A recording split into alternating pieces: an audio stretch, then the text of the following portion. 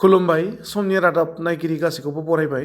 दिनै फिन आं दंफैयो नैबे लाइमुथि ओनसोलनि आयना बाजार एडेनबारि गामियावहाय थिउफिल बरगयारि जाय बिथाङा एनडिएफबि आफादाव थानानै गावनि जिउखौ बावसोमबोनानै हारिनि थाखाय नांबोदोंमोन। बिथाङा आथिखालाव सेन्ट्रेल जेलाव दङ। जों मिथिनानै मोननायाव 9 बोसोर जाबाय। दा बिथांनि बिदानिफ्राय असे बिदा थिउफिल बरगयारिनि बेनिफ्राय आं एसे मिथिनानै लागोन। नोंथांनि फंबाया बर' हारिनि नामावहाय गावनि जिउखौ बावसोमदोंमोन मोनसे समाव। दिनै बिटिआर गोजोन गोरोबथा जानानै थांबाय थांनाय 2020 मायथाइयाव 27 जानुवारियावहाय। बेनि गेजेरजोंबो दासिम जेलाव थानांदों। दा मा फोरमायगोन? दा आं बेखौनो बुंनो सानो, खावलायनो सानो, दिनै जोंनि बर' रायजोनि थाखाय गोबांथार सुबुंफ्रानो दिनै बिटिआर सुक्ति जानाय लोगो लोगो रंजानायजों गोसोखौ बिराद गोजोननाय मोनदों। नाथाय दिनै जायफ्रा जेलाव दङ जोबजानानै बिसिनि न'खरफ्रा दिनै गोबांथार दुखुजों मेगन मोदै गोबांथार दुखुजों बेबायदिनो गाव गावनि फिसा फिसौफोरनि थाखाय गोसोआव गाबनानै दङ।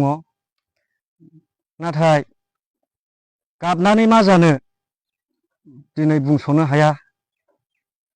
बिटिआर सुक्ति जानाय लोगो लोगो दिनै जायफोरनि न'खरा, जायफोरनि फिसाफ्रा, जायफोरनि हौवाफ्रा जेलाव जोबजानानै दङ, जोङो बिसोरनि न'खरखौ नायालासिनो गाव गावनि न'खरखौल' बिटिआर गोरोबथा जाबाय होननानै गोसोआव रंजानायजोंल' जानाय नङा।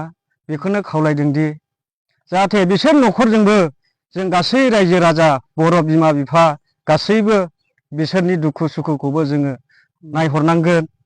बेजों लोगोसे बिनि राहाखौबो जोङो नागिरनांगोन।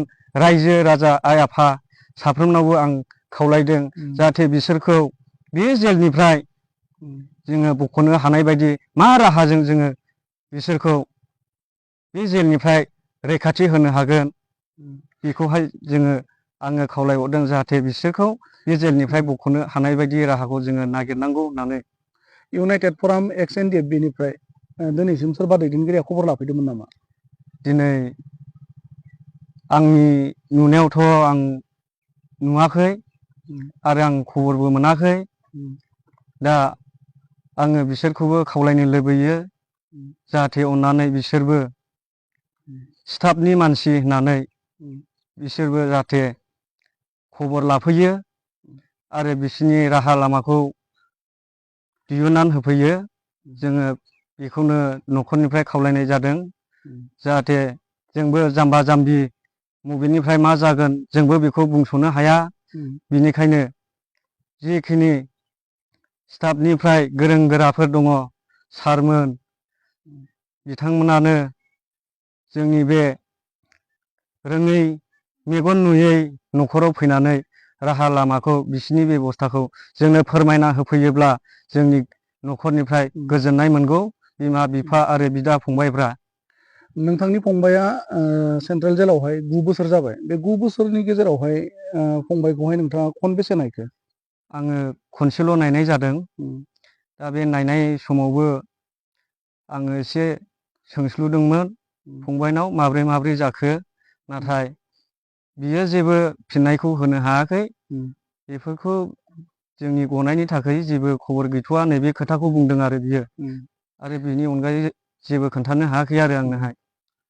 दा बिटिआर गोजोन गोरोबथानि गेजेरजों जों खुंथाइ गोहोआव फैनाय आथिखालनि बिटिसिनि गाहाय मावफुं सोद्रोमा प्रमद बर' बिथाङा सम सम बुंबाय थानायखौ जों नुनो मोनदों। माने जेलाव थानाय साफ्रोमबो बारग' एनडिएफबि दैदेनगिरि बा केडारफोरखौहाय बरननायनि थाखाय खामानि मावबाय थादोंनो। दा बे बेलायावहाय न'खरा बेसेबांसिम मिथिगौ बे गगननि बेलायावहाय? दा गगननि बेलायाव दा माब्लासिमाव गगोन कारेक्ट टाइमखौ मिथिया। नाथाय खोथाजोंलाय खोनायो गसिगोन, बेफोरबायदि खोथाखौ खोनायो आरो नाथाय जाफुङाखै। माने सरकारि हिसाबै जितु बिटिसि सरकारा मावबाय थादों होनदों बे बेलायावहाय बेसेबांसिम मिथिगौ दा नोंथांमोना बा सरकारनिफ्राय माब्लाबाफोर खबर लानानै बे जोंनि केसआ बेबायदियाव दङ बेफोरबायदि मालाबा फोरमायफेरफैदोंमोन नामा? फोरमायाखै। दा मा खावलायनो सानगोन? दा आङो खावलायनो लुबैयो जोंनि बिटिआरनि चिफ प्रमद बर' सारमोना जाहाथे बे जेलाव थाग्राफोरखौ अननानै न'खरनि साफ्रोमजोंबो बिमा बिफा बिदा फंबायफोरजों जयै लोगो हमज्लायहोफिननो हानायखौ जोङो लुबैयो। जाहाथे बिसोरनि सारमोननि हेफाजाब मददजों बिसोरनि केसफ्रा जोबनानै थाङो आरो न'खरफ्राव गाव गावनि बिमा बिफा आरो बिदा फंबाय साफ्रोमजोंबो जाहाथे बिसोरो गथा न'खरसे जाफिननो हानायखौ आङो लुबैयो। आं बे खोथाखौ खावलायनाय जाबाय जोंनि प्रमद बर' सारनाव। दा समनि रादाब नायगिरि नोंथांमोना नुनो मोनबाय नैबे थिउफिल बरगयारिनि बिदा बिथाङा गावनि असे फंबायनि सोमोन्दै जाखिनि फोरमायबाय जोंनि नायगिरि नोंथांमोना नुबाय। बे समाव आङो बिथांनिनो बे थिउफिल बरगयारिनि बिमा आरो बिफाजोंबो दान्दिसे सावरायगोन। जोंनि नैबे समनि रादाबनिफ्राय आदै मादैखौ बरायनानै लाबाय। जों मिथिनानै मोनदों नोंथांनि बा नोंसिनि फिसाया दा NIA केस नांनानै सेन्ट्रेल जेलाव दं। बै फिसालाखौहाय नोंसोर मालाबा सेन्ट्रेल जेलाव नायफेरबाय नामा? नायबाय, औ नायो, नै बिफायानो थांबाय थायो, बिसोरो ज' थाङो। हमजानाया बेसेबां गोबाव जाखो दिनैसिम? 9 बोसोरानो जाहैबाय। बे फिसालाया गनायनि माबाफोर मिथिबायदों नामा दासिम? दासिमबो जेबो खबर गैया, गनायनि माबाखौनो मिथिया दाबो। दा बे 9 बोसोर समावहाय NDB आफादनिफ्राय सोरबा दैदेनगिरिफोरा नोंसिनि न'खराव खबर लाफैदोंना लाफैयाखै दासिम? फैफेराखै, दिनैसो नोंसोरो फैजेनदोंना। गैया, रावबो सासेबो जोंनाव फैनायानो जायाखै आरो। 2020 सनाव बा 2020 सननि 27 जानुवारियाव NDB आफादखौ लानानै आबसु आरो UBPO माने मोनसे गोजोन गोरोबथा जानानै थांबाय BTR। दा बे गोजोन गोरोबथानि गेजेरजों जों मिथिना मोननायाव माने गासै NDB फोरनो बा बारग' NDBनि नामाव माने रिहेबिलिटेसननि नामाव बिसोरनि न'खरा थांना थानायनि नामावहाय 4 लाख थाखा होनाय जादों। बे फैसाखौ मोनदों ना मोनाखै नोंसिनाफोरा? मोनाखै, थाइसेबो जों मोनाखै आरो। जोङो दुखुथिया हिसाबै मोननो लुबैयो। आरो फिसालानि बेलायाव मा बुंगोन गजानायखौ? फिसालाखौबो जोङो गजानो लुबैयो। दा जोङो बिनि थाखायनो गोबां रां खरस जानानै थायो, रिन दाहा जानानै थाबाय। बेखौ सुख'नोनो जोंहा दासिमहालागैबो थाइसे थाखाबो जोङो रेहाय मोनाखै आरो। दुखु खस्थ'जों जोङो ओरैनो मालाबा हाजिरा मावनानै जायो। एम्फौ फिसियो आं, दाउ अमा फिसियो, बेजोंनो जायो। दा रायजोफ्रा नुनो मोनबाय नैबे जोनोमगिरि बिमा बेनि गोरबोआसो मिथिगौ फिसालानि थाखाय माबायदि गाबखांदों। जों नोंथांमोननो फोरमायनोल' हागोन। गोरबोजों निस्सय गोबां बाथ्रा बुंदों, आं बेखौ मोनदांनानै मोनदों। जोंनि नायगिरिफोरनो आं बेखौनो बुंनो सानदों, माने फोरमायनो हायाखै, आबेग जायो। दा आं गोबां बाथ्रा सोंनानैबो दुखु बांद्राय होनो सानाखै। नुनो मोनबाय थांनाय 2020 मायथाइनि 27 जानुवारियाव जोंना BTR गोजोन गोरोबथा जानानै थांबाय। बेनि गेजेरजों जोंनि माखासे NDBफ्रा गनांगौमोनबाबो दासिम गवाखिसै। आरो दा बिथांमोननि केसा माबे लेभेलाव दं बेखौ जों मिथिया। जास्ट जोङो नैबे दुखुयै सोलिनानै थानाय न'खर बेखौल' जों नोंथांमोननो फोरमायनो हागोन। दा आं नैबे आदैनिफ्रायबो एसे मिथिनानै लागोन फिसालानि सोमोन्दै मा बुङो। मा बुंगोन आदैया फिसालानि सोमोन्दै? फिसालाखौथ' आं आंनि गोसोआव बख'नांगौ आरो जानाखि मोननांगौ बेखौ आं आसा दं, मोननांगौ। दासिम जेलाव खनबेसेसो नायखो आदैया?